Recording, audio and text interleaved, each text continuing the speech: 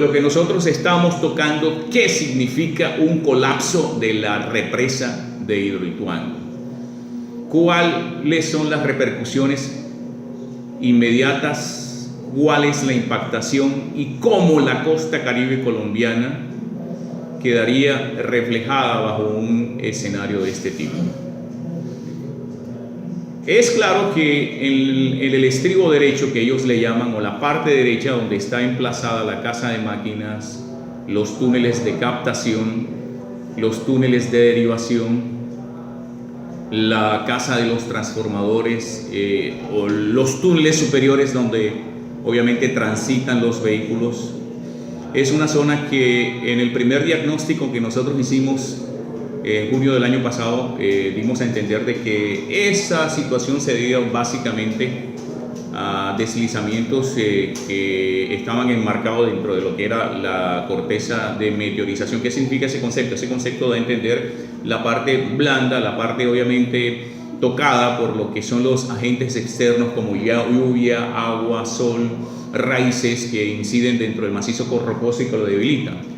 Y en cierto sentido sí se escenificó una situación de ese estilo debido a que era la tendencia de estas rocas de obviamente deslizarse y debilitarse dentro de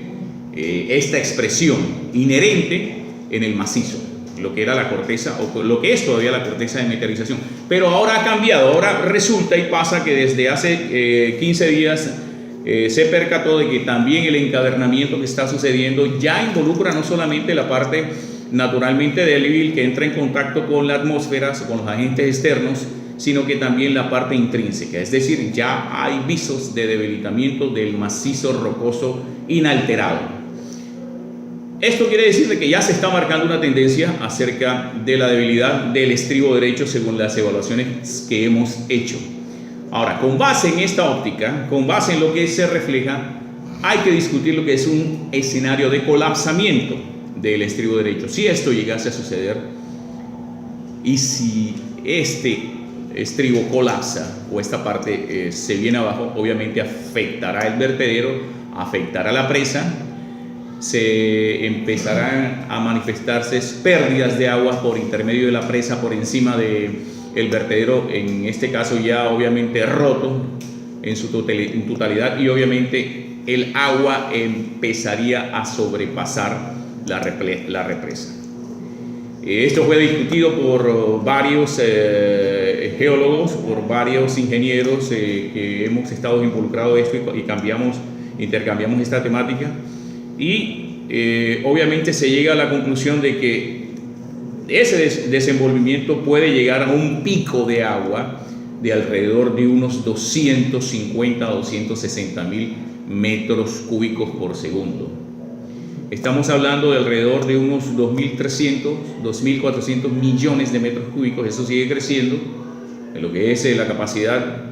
de captación del embalse, y obviamente bajo este aspecto una cantidad tan monstruosa de agua genera de que este desvase pueda durar alrededor de unas 6 horas por encima de los 30.000 metros cúbicos por segundo. Estas son cantidades obviamente muy grandes. El río dentro de sí, en sus épocas invernales máximas, puede llevar hasta 7.000 metros cúbicos por segundo. Entonces un flujo de esta calidad, de esta clase, con esta cantidad, con velocidades que sobrepasan los 65, 70 kilómetros por hora, y bajo un desvase de alrededor de un promedio de 60.000, 70.000 metros cúbicos por hora, hace de que en la parte pico, en las cercanías del mismo embalse, la altura del río pueda subir casi 65 a 68 metros más. Eso quiere decir de que aguas abajo afectaría a lo que sería Puerto Valdivia, afectaría a lo que sería Cáceres, Tarazá, afectaría a lo que sería Caucasia, afectaría Nichí, y los sobrepasaría completamente a gran parte de esas poblaciones, especialmente lo que sería Puerto Valdivia, que sería completamente arrasada en términos de aguas,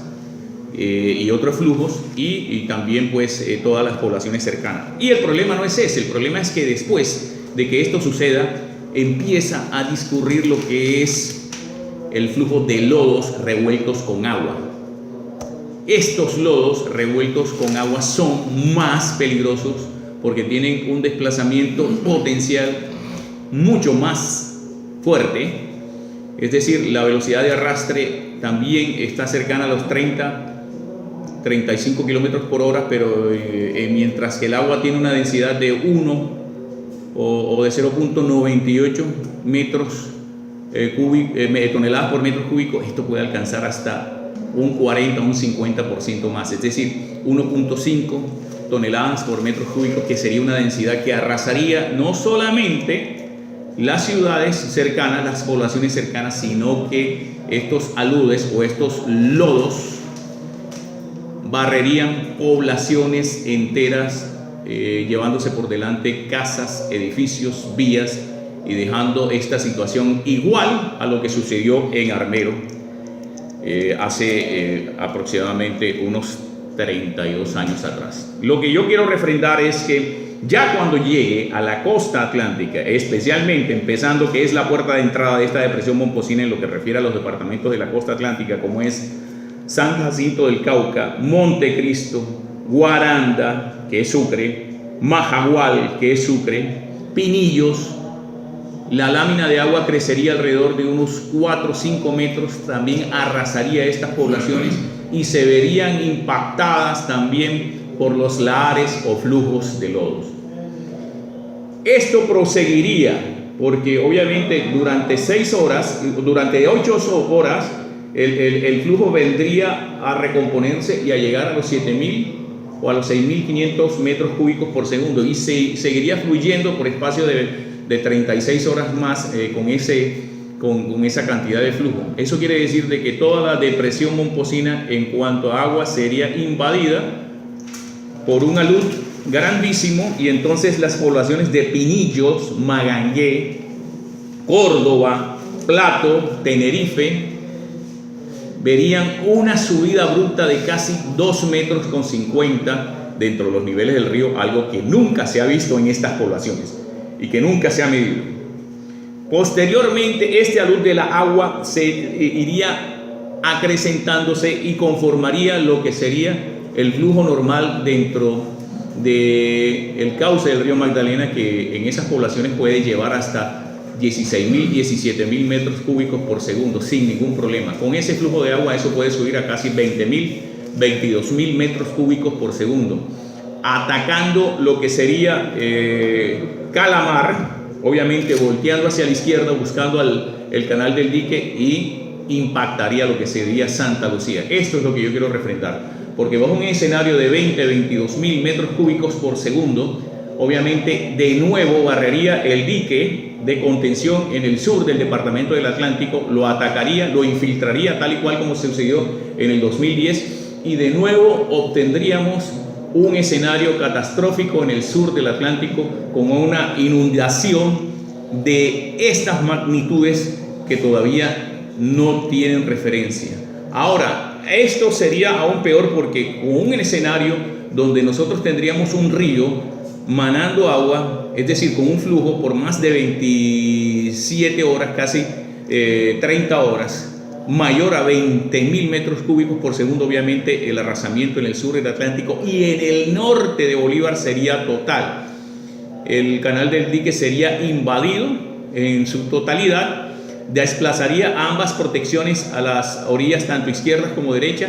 y de nuevo tendríamos quizás una catástrofe mayor a lo que nosotros hemos conocido tanto en el 1984 como en el 2010. ¿Qué pasaría con Barranquilla? Barranquilla experimentaría una subida del nivel del río